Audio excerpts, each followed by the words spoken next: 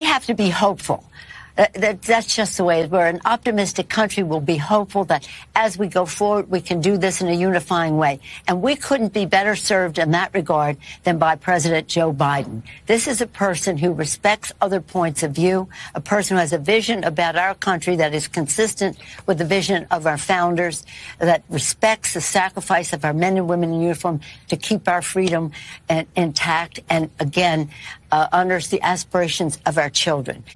That's not entirely accurate. This is a person who respects other points of view. Peter Doocy called out this question. Do you think inflation is a political liability? It's a great asset. More inflation. What a stupid son. A person who has a vision about our country that is consistent with the vision of our founders. The Second Amendment, from the day it was passed, limited the type of people who could own a gun and what type of weapon you could own. You couldn't buy a cannon.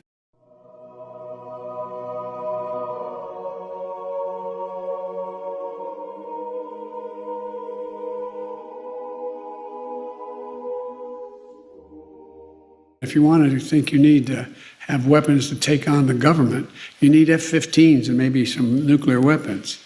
That respects the sacrifice of our men and women in uniform to keep our freedom intact.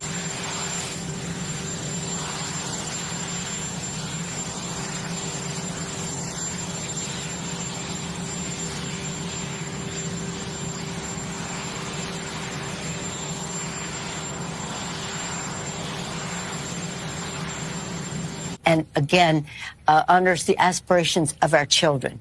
There's no such thing as someone else's child. No such thing as someone else's child. Our nation's children are all our children. He's the most empathetic, unifying person we could have.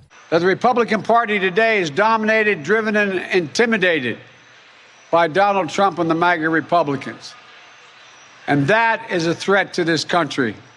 I couldn't be prouder of him. And again, we're very fortunate that he is in that position.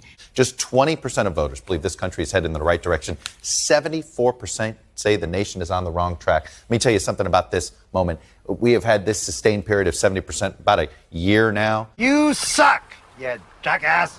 Why don't you shut the hell up? But look at what I've inherited and what I've done.